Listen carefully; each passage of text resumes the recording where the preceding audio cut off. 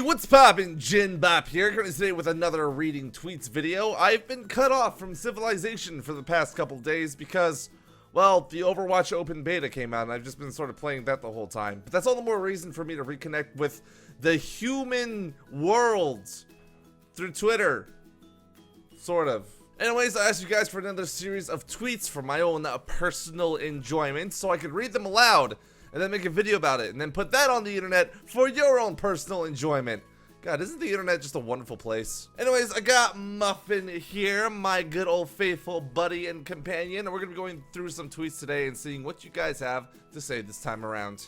Mooka Snappy says, have you seen the new Pokemon starters? If so, which would you use? Oh, I saw them. I saw there was like the little, it was like the grass owl, the fire kitten, and the water seal? I think that's a seal or an otter or whatever the fuck that thing is. General rule of thumb I go when picking a starter Pokemon is you always go for the cutest because, well, how could you possibly hurt a cute little face like that? You've seen how cute all the starter Pokemon are at level 1 or level 5. The first evolutions, they're always so adorable. I feel like it never hurt them. And then when they're least expecting, you go straight for the throat. And that's the key to Pokemon. You gotta throw your opponent off their guard and then get them when they're least expecting it. It's sort of like Muffin. Just being around him makes you naturally cuter just by holding him and being in his presence.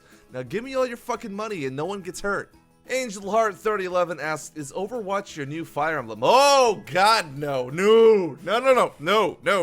See, I'm in a long-term committed relationship with Fire Emblem and that's never gonna change. I'm never gonna give up anything in my life for a Fire Emblem.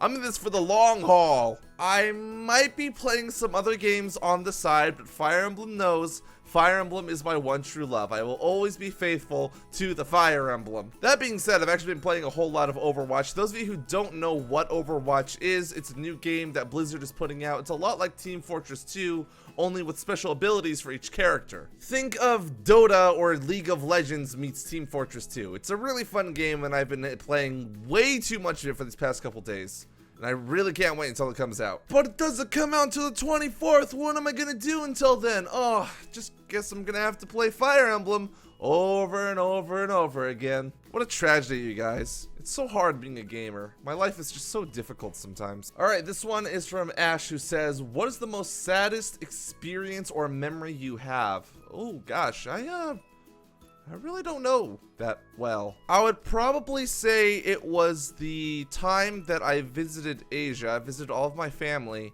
and it was the point where I had to come back home. See, I spent most of my life growing up here in Seattle, so I was out of touch with most of my family back in my home country.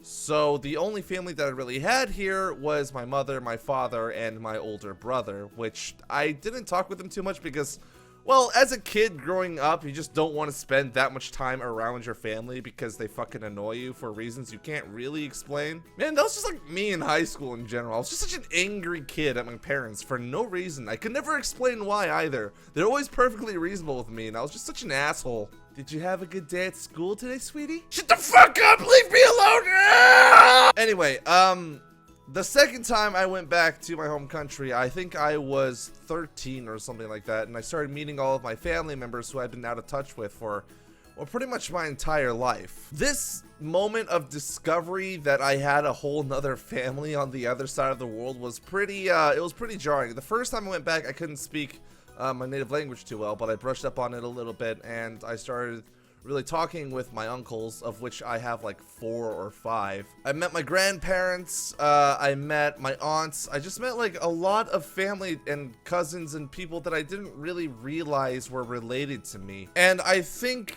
being thrown into that family so suddenly and then having to say goodbye and then not knowing when I would be able to see them again was probably one of the saddest moments of my life, because I discovered there's such an amazing family that I have, but they're so far away, and I didn't know when I'd be able to see them again. I should go visit them sometime. It's been a while since I've been back home. I'm just gonna be real here. I want to eat the food over there. The street food there is awesome. You can pick up like a skewer of meat for like $1 US, and it's the most amazing grilled meat you will ever have in your life. Food before family, you guys. All right, next one's from Skylar Davidson, who says, "Sup, I love what you do and you make me laugh so flippin' hard. Even though my parents don't like cursing, you're still chill. That is a complaint that I see in the comments every now and again, and sometimes on my Twitter, that people say I swear a little bit too much.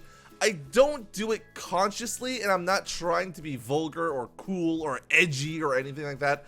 That's just sort of the way I speak, and I don't really even realize I'm doing it most of the time. So I apologize to those of you out there who are offended by profanity, who think that swearing is, I don't know, like, bad shit. I don't know. I don't think of it as terribly bad. I grew up with a lot of friends and people around me who just swear as if it's a normal thing. So naturally, it's the sort of thing that I just picked up along the way. But if you feel like my channel is a little too mature language for you, don't worry. This next segment is just for you. I'm going to be introducing the new and improved JinBop for kids, so that way you guys can watch my channel without fear of having to listen to profanity all the time. Hey, what's poppin'? JinBop here, and today we're gonna right up his and you guys are gonna love it. Okay, on second thought, I think maybe kid-friendly content really isn't my style, but that's fine. To each their own. I'm just me, and I hope you guys can appreciate that fact. I swear a lot. That's just the person I am. If you don't like it, go fuck yourself! No, but I'm kidding. But thank you, Skylar, so much for your support and for saying you're awesome. And you don't always have to listen to what your parents say. Sometimes they could be wrong. Fight the power!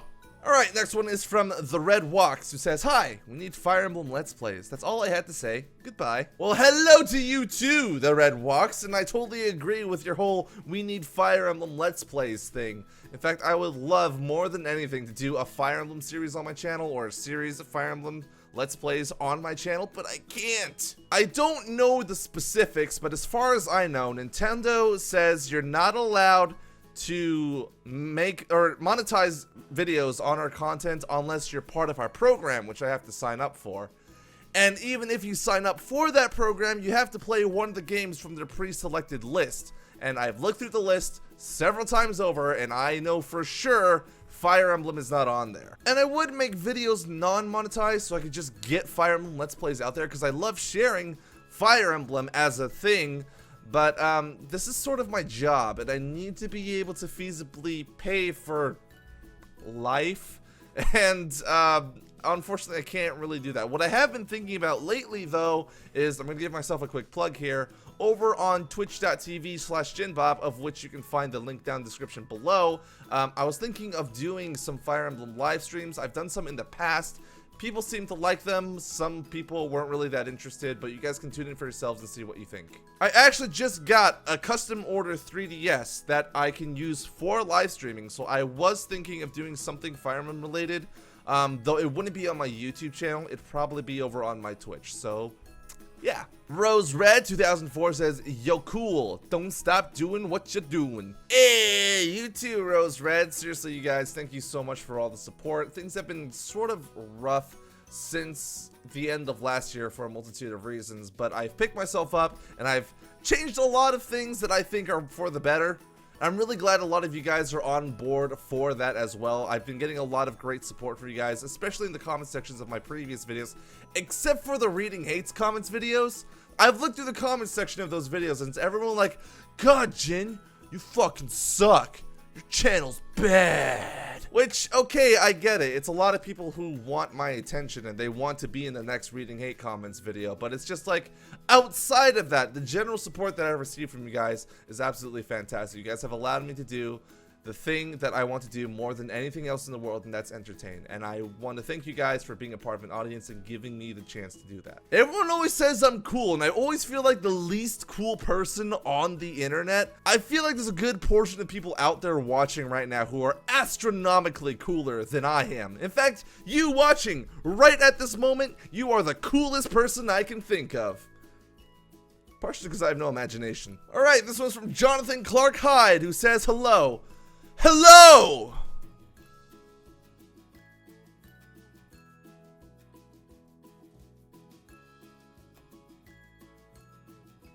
I was hoping there's going to be more substance to that, but Alright, and the last one is from Maxis Overlord, who says, "Do you think Overwatch should have a story mode, judged by the CGI trailers and character intros and such?" I've watched every single CGI trailer that Blizzard has put out for Overwatch. I apologize again to those of you out there who don't know what Overwatch is, or or don't have much interest in it because I keep rambling about it. This is just like when I talk about Fire Emblem. In fact, that's just gonna be my channel from now on. Whenever I get into a game, I'm just gonna start recommending it to people because I always think these games are worth playing, mostly because they're a lot of fun. So this is my recommendation to you guys out there. If you haven't played Overwatch already, I highly recommend you to do so. It's 40 bucks. If you have $40 lying around, it'll be out on the 24th, so you should play it because it's fun and we can shoot things, and yeah. For those of you who have played Overwatch, I'm going to answer that question. Yes, I think it'd be awesome. Actually, no, not a story mode, because if you think about it, a campaign would be hard to center around such a diverse cast of characters. There's 21 heroes in Overwatch right now. Can you imagine playing through a campaign or a chapter of a campaign as Mercy? I think what would be better is if Blizzard did a whole CGI movie or animated series, just like, I don't know, maybe not even necessarily a movie, just mini-sodes that progresses the story every time one is released, which hopefully that is what they're doing. I think that'd be really cool. Like every time there's a new update to Overwatch, we get another 30 minutes or maybe even just 15 minutes of story so we know what's going on and we can follow the Overwatch universe. If you guys haven't watched the CGI trailers and have no idea what I'm fucking talking about, go look up Overwatch cinematic trailer, watch the video. It's awesome. It's a fantastic game. It reminds me of Pixar and Disney movies, which is high praise. And it really, really reminds me of Big Hero 6. So if you like that movie, you have no excuse not to check this out. But alright, I think that's all I got time for this time around. Thank you guys so much for all of your tweets. Thank you guys for watching this video, for supporting this channel, and everything generally it is that you guys do. I always get a little bit like sentimental and mushy towards the end of these videos, but I really feel like it deserves to be said every single time. Thank you guys, honestly, so much. You guys turned my life in directions I didn't even know existed. It's really surreal for me as a person to receive comments and tweets daily telling me that I'm an inspiration to people when I feel like I don't really do that much that's altogether that inspiring. To me, the real inspiration is out there in the fan base, you guys, because you guys make so many things possible, and you guys make this entire community something much more than just a group of people sitting around with nothing to do on YouTube, wasting their lives. Okay, that is what we do, but you know, you guys make the entire thing awesome, and for that, I thank you. But if you guys like this video, bop that like button, and I will see you next time.